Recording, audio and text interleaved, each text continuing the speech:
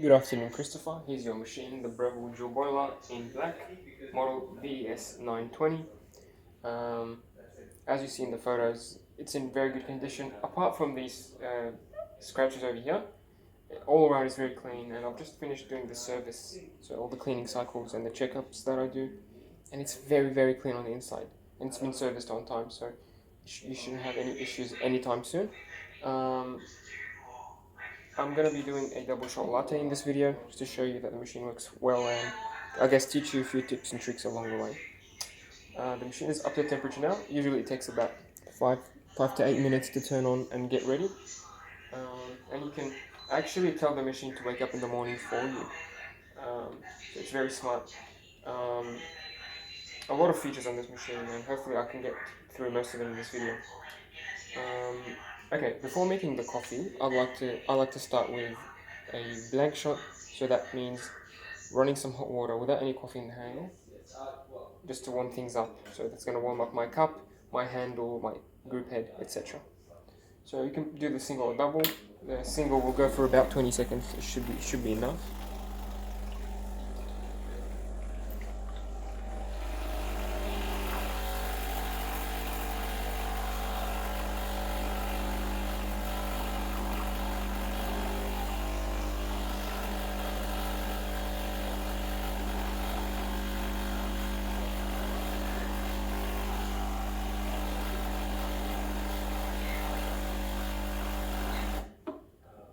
Okay, it looks like it goes for 30 seconds for the single, and perhaps longer for the double. These buttons are programmable, of course, so you can go to the menu and adjust the timing of each button, and change the temperature. You can set the clock, do the cleaning cycle, and there's another menu which you access by turning off the machine, pressing one cup. So you have, whoops. Okay. So you access that menu by holding this, and then you go up and down. So there's a descale cycle here, but I would avoid doing the descale cycle this way. You can break your machine, so the machine doesn't need to be descaled anytime soon. Boiler temperature, degrees in Celsius or Fahrenheit, sound control, and you can select whether you can select whether you want your machine to give you the shots by time or by volume. So flow is flow of the water. Seconds is the time, so it should be on time. Okay. Now that the cup is nice and hot, I'm going to take it on this side. And let's do the grinding part now. I'm going to take the portafilter out and dry it. I'm going to use a tissue. You want it to be fully dry before you grind any coffee into it. I'm going to be using my other machine to do the grinding for me, and the machine will also tamp and distribute the coffee. But I'm still going to measure the dose just to show you how I do the dialing in. So this is a double basket that the machine comes with. It's the single wall double basket. This is pretty much the one that you want to use day to day. It's the best tasting one, and it's the easiest one to use, I would say, in terms of sorry, it's easier to use than the single cup. The single cup can be a little bit tricky to press and get right. So this is the standard one. I'm going to use my scale to measure how much coffee goes in. So if you have a manual grinder or a timed grinder, you want to dose about 18 to 20 grams of coffee into this basket. So I'm going to do that on my other machine.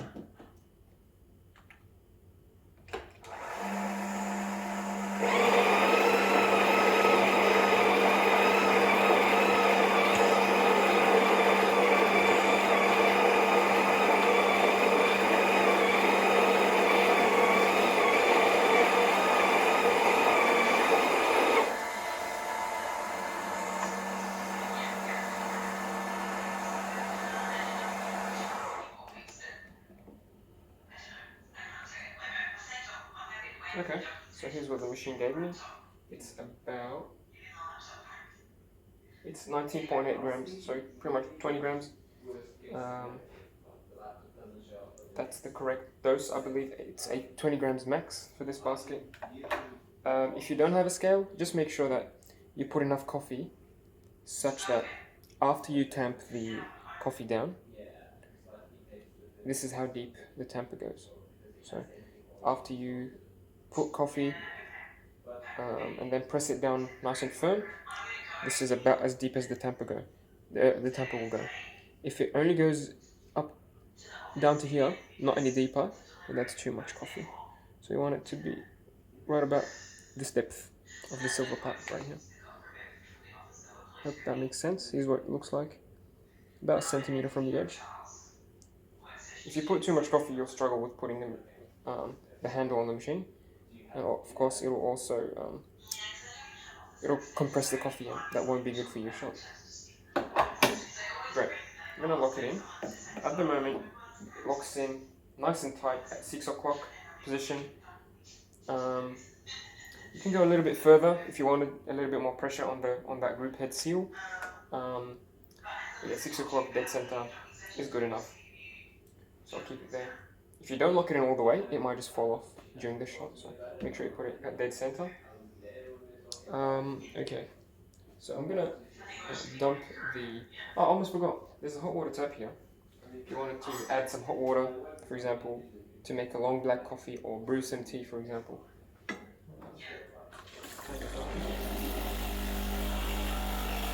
And it will give you clean hot water straight from the boiler.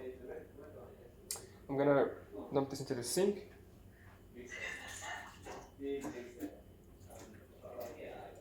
And I'm gonna add a little bit of hazelnut syrup to my coffee. That's how I like it.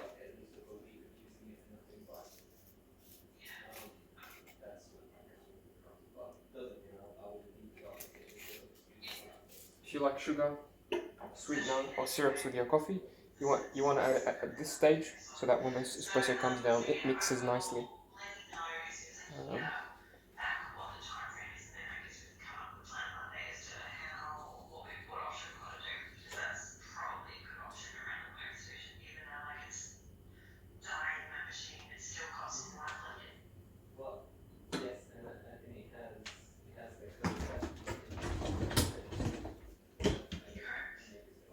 So I'm just looking for my shot glass.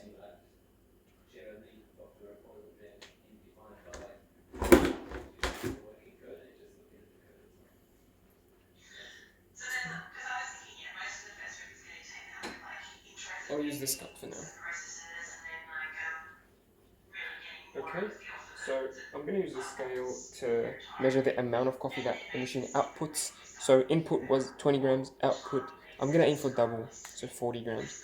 That's an espresso recipe that most people use, a 2-to-1 ratio. So 20 grams in, 40 grams of liquid espresso out. Alrighty.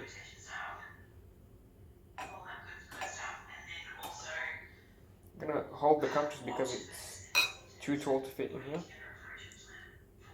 Because I want to half my shot, I don't want a full double shot. You know what? Let's make it easier, and I'll drink a full double shot. I don't need to sleep tonight. Great. So I'm gonna calibrate my scale and let the machine run for the 30 seconds for the double shot. You want to pay attention to two things. The pressure, you want it to be around 8 to 10, and the flow should be nice and smooth. It's starting a little bit slow, but it looks good. That's exactly 9 bars. The machine doesn't let you go over 9 bars actually. There's an overpressure valve, so it's perfect, but a little bit too slow. So I'll weigh it. I don't think it's 40 grams. Yep, it's about 30. So I'm gonna let it run for a little bit more.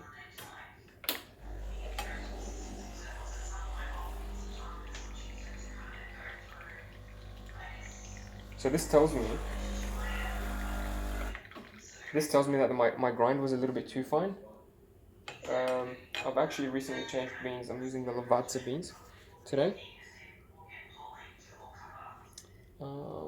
standard Levadza ones at the supermarkets, you'll realize that some beans are very runny and some beans are very creamy. So the fresher or the better quality the bean is, the more crema you'll have. So as you see, we have some good crema, and that's 38 grams. I'm happy with that.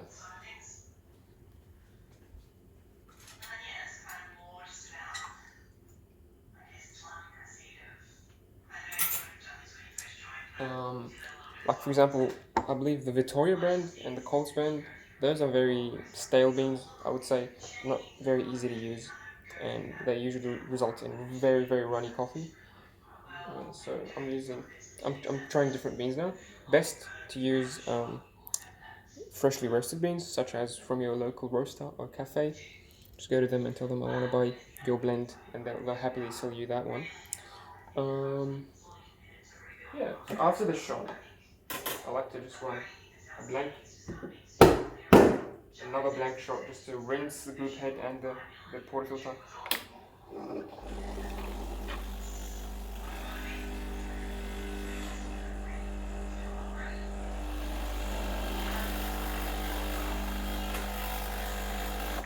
That should be enough. Of course, this is a dual boiler, you could be doing coffee and steam.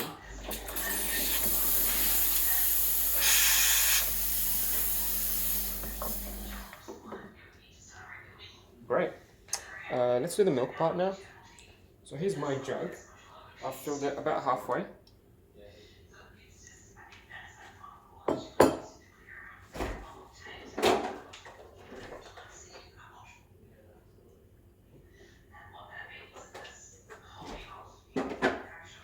About halfway with milk. And to steam the milk, just start by purging the wand. Get rid of any water in the wand. And put the wand at an angle, just like this, and close to the edge of the milk jar, so that it spins it as it steams. And also keep it close to the surface, so that it injects air into the milk, and giving it that creamy, frothy texture. So you'll need a little bit of practice if you've never done this before, but it gets easier with time.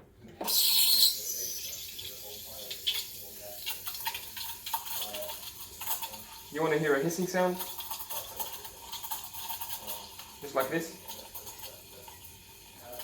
This sound means that it's injecting air, incorporating air into that milk.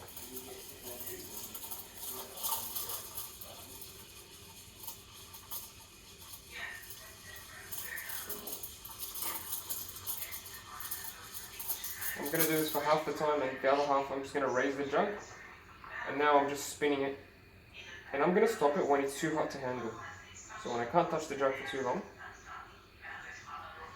it's about there, you turn it off.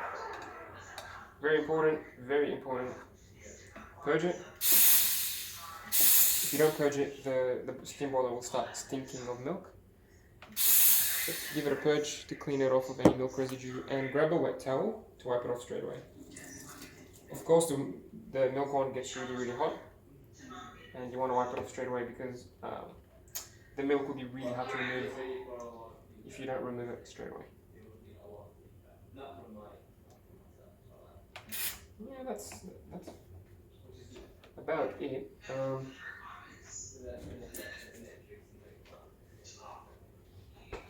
Here's my milk. I'm gonna knock it down to break any bubbles, and then spin it around to mix it up. You want to do this a couple of times until the texture is very creamy and smooth on the outside, on top. Looks really, really good.